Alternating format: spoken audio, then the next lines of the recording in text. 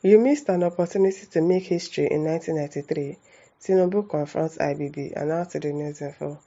President Bola Tinubu has narrated how he boldly confronted former military head of state, General Ibrahim Babangida, telling him he had missed an opportunity to make history.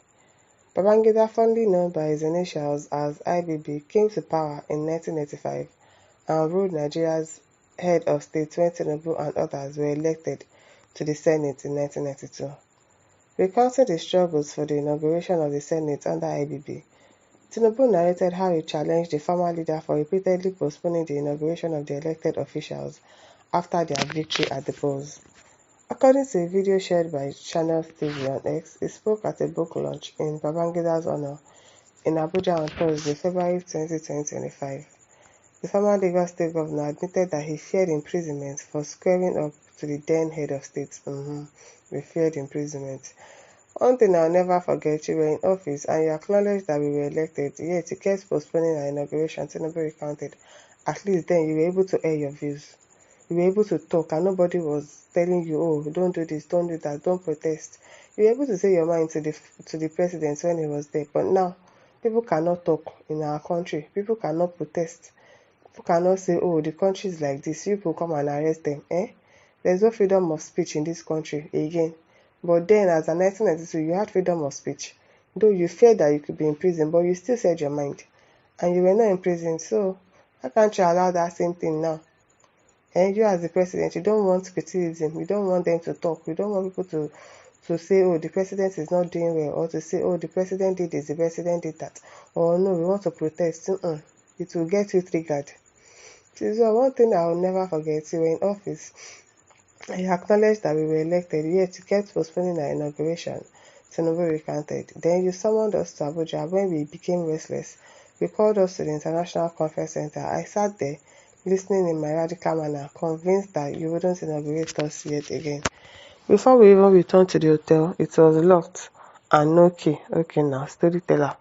Later, when Delico invited me to make a remark, I comforted you. I told you that you had the opportunity to make history that day, but you failed to seize it. How many people can actually confront you in this time? How many senators can come outside to say, oh, the president, the country is really bad, you're not doing anything, you are so disappointed in you, you are this, you are that, and you wouldn't get angry? Can anybody confront you the way you confronted IBB then? No. I told you had the opportunity to make history that day, but you failed to seize it. I asked you, why not inaugurate us? Why are you calling us back and postponing it again? They thought I would end up in jail, but at the end of my remarks, you came forward, shook my hand, and I'll never forget that moment. Meanwhile, the president also lauded Babangida's contribution to nation building. Which nation building? And he attributed the inspiration behind his political journey to the progressive revolution of the former military leader. General Ibrahim Babangida, without you, people like me wouldn't be in politics. You inspired some of us, Tinubu stated.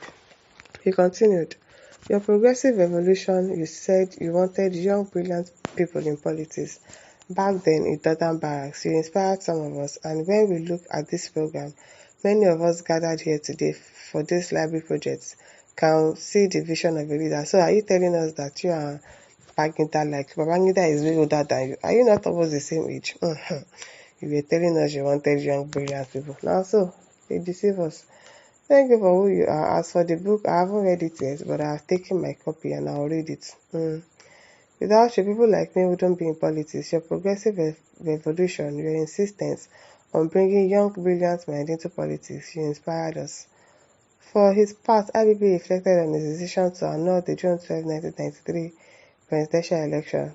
The retired military general admitted that available result data showed that Moshood Kashim Olawale MK Abiola, the Social Democratic Party SDP candidate, rightfully won the election. So why did you annul it?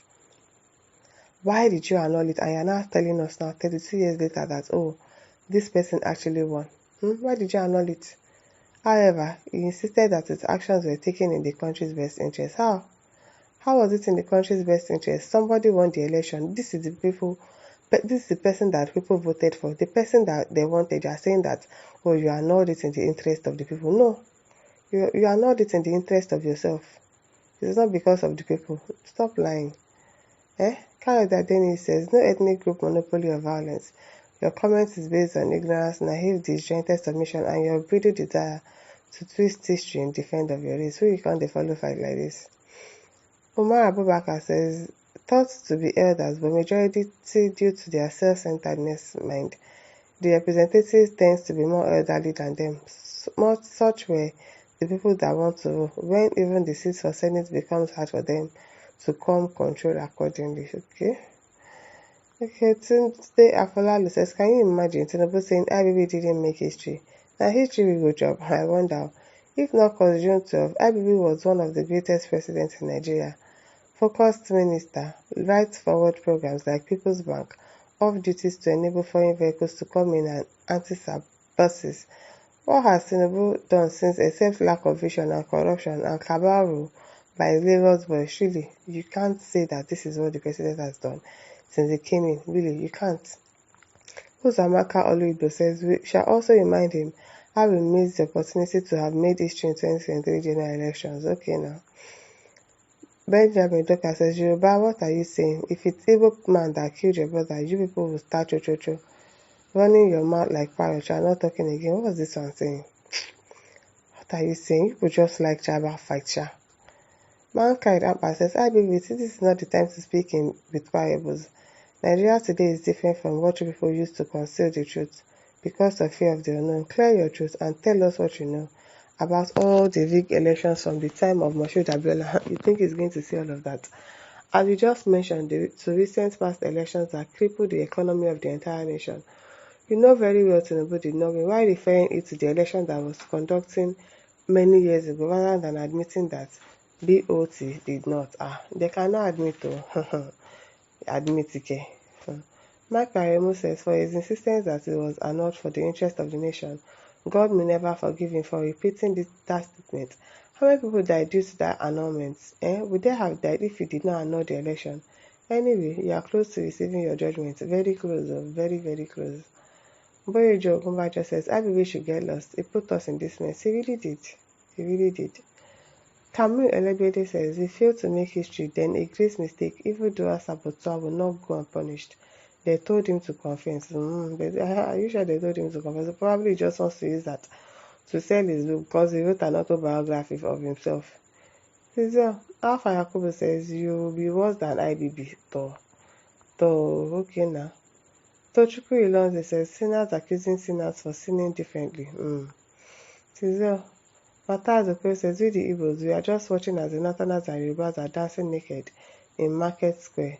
I come in peace. Okay, you come in peace indeed.